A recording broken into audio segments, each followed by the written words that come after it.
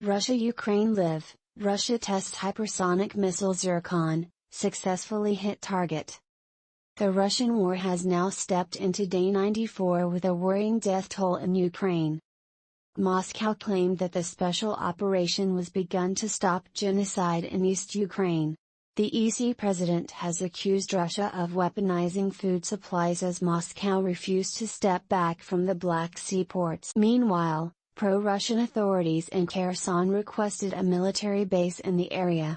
Finnish FM says Helsinki is in touch with Turkey to solve disputes raised amid NATO membership.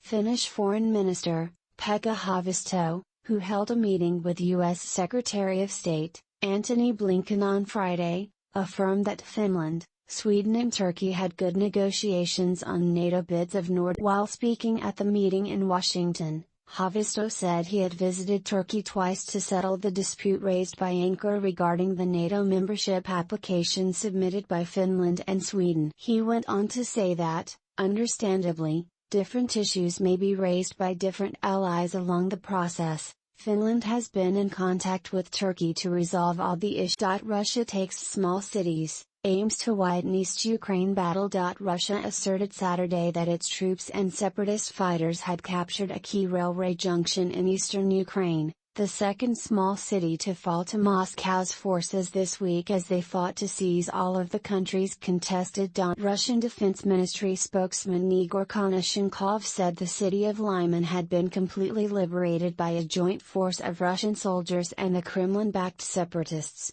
who have waged war in the eastern region bordering Russia for 8 years. Lyman, which had a population of about 20,000 before Russia invaded Ukraine on February 24, serves as a regional railway hub.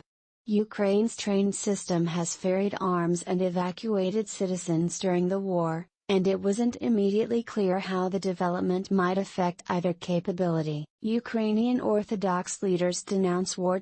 Leaders of the Orthodox churches of Ukraine have adopted measures declaring their full independence from the Russian administration, criticizing the Moscow Patriarch for his support. Archbishop Clement told the Associated Press the charter adopted on Friday implements rights to sovereign and independent management that was gained by the Orthodox Church of Ukraine in 1991 but were not real. Orthodoxy, the largest religious denomination in Ukraine, is divided between churches that had been loyal to the Moscow Patriarchate and those under a separate ecclesiastical body. But Clement said the actions of Russian Patriarch Kirill since the start of the war had been inadequate to the reality and part of the push for independence. Amid war, Russia tests hypersonic missile Zircon. As Russia's offensive against Ukraine continues, Moscow has successfully tested the Zircon hypersonic cruise missile on Saturday. According to multiple media reports, Russia has fired the missile from the Admiral Gorshkov frigate stationed in the Barents Sea. As per the Russian Defense Ministry, the missile successfully hit a target stationed 1,000 kilometers away in the White Sea. Kuleba slams Russia for blaming sanctions behind soaring food prices. Ukrainian Foreign Minister Dmytro Kuleba, on Saturday, took to the microblogging site and slammed Russia for accusing sanctions of soaring inflation in the West and Europe. Kuleba said sanctions on Russia have no connection to the unfolding global food crisis. He said the main reason for the abrupt increase in food prices is shortages created by the Russian military. He appealed to the Russian president to unblock the Ukrainian ports that have been under seizure since the onset of the invasion. Ukraine says Russia pounding eastern areas. Ukraine's military on Saturday said Russian forces had intensified their offensive in the eastern Donbas region as they try to take control of key settlements. Oleksandr Shtupun, a spokesperson for the General Staff of the Armed Forces of Ukraine, said Russia was seeking to gain a foothold in Lyman behind continued shelling and airstrikes. Russia-backed rebels claimed Friday to have taken over Lyman, but statements from Ukrainian officials have suggested the city, the Donetsk region's large railway hub, is still contested. Shpyton said Ukrainian forces had also repelled a Russian assault on the town of Severodonetsk and forced them to retreat. Separated by war, Ukrainian couples reunite. Fear of the Russian invasion separated them.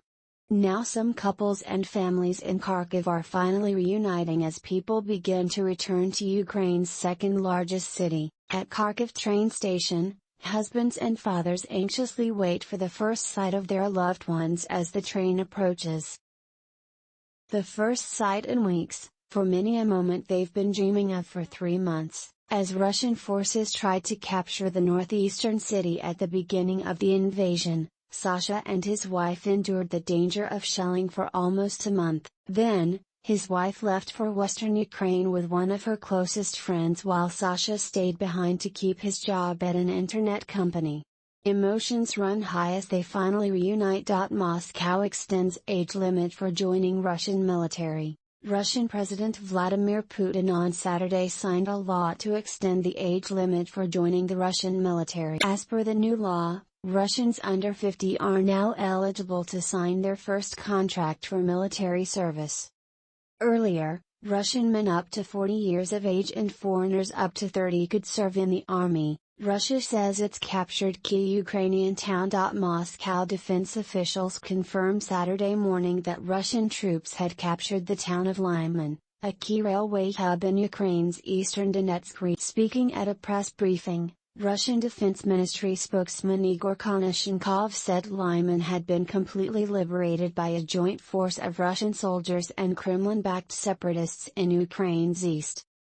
Lyman, a town with an original population of over 20,000, lies north of Sloviansk and Kramatorsk, cities in the Donetsk region that remain under Ukrainian control. EU may start naval mission to unblock Ukraine seaports. Report. As Russian forces blocked major seaports in Ukraine, the European Union is considering a naval mission to unblock the export of agriculture from the war-torn country, the Spanish newspaper, El. As per the reports, the 27-nation bloc will discuss the growing risk of famine in countries dependent on Ukraine's agricultural exports, blocked by Russia, during a summit on Monday. Ex-Ukrainian President Viktor Yanukovych calls for negotiations with Russia to end war.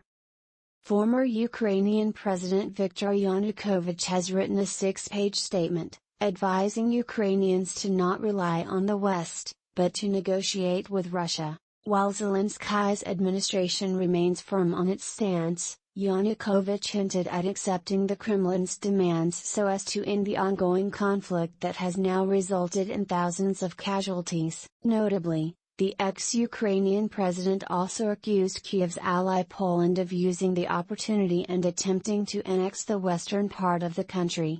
Russia to establish new university in occupied region of Ukraine. Zaporizhia, official. Amid the ongoing brutal war in Eastern Europe, Russia has claimed that it will establish a new university in Ukraine's Zaporizhia region. On Friday, the head of the regional government in the Russia-controlled Zaporizhia region in southern Ukraine stated that a new university in Melitopol will be established, combining regional higher institutions. An order was signed today, May 27, to create Melitopol State University. It will be a large university incorporating educational institutions from across Zaporizhia, Yevhen Baletsky told Sputnik news agency. Border Guards Day, Putin expressed gratitude to Russian servicemen for their courageous actions.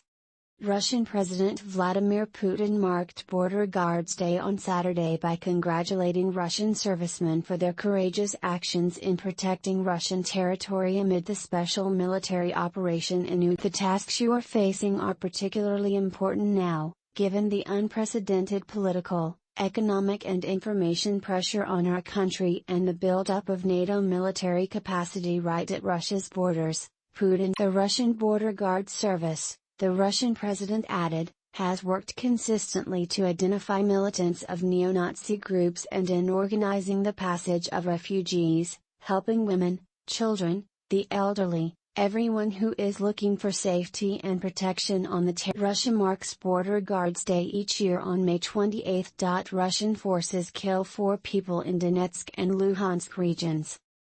The Ukrainian Joint Force, in its daily war update on Saturday, claimed Russian forces shelled at least 49 settlements in Donetsk and Luhansk regions in the last 24 hours. According to the military, the continuous shelling killed 4 people and injured at least 5 people.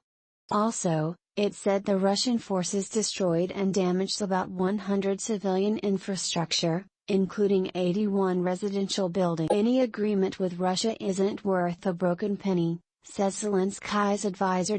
As the Russian offensive against Ukraine continues even after 3 months, President Volodymyr Zelensky's advisor and negotiator, Mikhailo Podolyak, said Moscow cannot be trusted by any agreement and added it can only be stopped. Is it possible to negotiate with a country that always lies cynically and propagandistically? Any agreement with Russia isn't worth a broken penny, he wrote on the Telegram messaging app. Ukraine claims 30,000 Russian troops killed since invasion. As the Russian military offensive against Ukraine entered its 91st day on Saturday, May 28, Moscow has lost an estimated 30,000 troops and 1,300 war tanks ever since the onset of the invasion, according to the data shared by Ukrainian Army's General Staff. According to the data, the total combat losses of the Russian invasion forces from February 24 to May 28 are as follows. Russia troops, 30,000. Main battle tanks, 1,300. Combat armored vehicles, 3,258. Artillery systems, 628. MLR systems, 203. Anti-aircraft warfare, 93. Warplanes, 207. Helicopters, 174. Russia captures most of Ukraine's Lyman town, claims UK intel. As the Russian offensive against Ukraine continues even after 3 months, the UK intelligence agency in its daily updates said Putin's forces have likely captured most of the town of Lyman in the north of. As per the intelligence reports, in the coming days, Russian units in the area are likely to prioritize forcing a crossing of the river. For now, Russia's main effort likely remains 40 kilometers to the east, around the Severodonetsk pocket, it noted. S&P downgrades Ukraine's long-term and short-term credit ratings to CCC+/C. As Ukraine continues to battle with Russian forces, the international rating agency, S&P downgraded its long-term and short-term foreign currency credit ratings from B/B to CCC+/. According to the statement released by the agency on Saturday, it said the country's long-term and short-term national currency credit ratings are at B/B with a negative outlook. Ukraine claims Russian offensive killed over 240 children so far in country. The Prosecutor General's office has claimed that the Russian offensive has killed as many as 242 children and injured nearly 440. The figures are expected to be higher since they do not include child casualties in the areas where hostilities are ongoing and in the occupied areas, it claimed, Kyiv Independent report.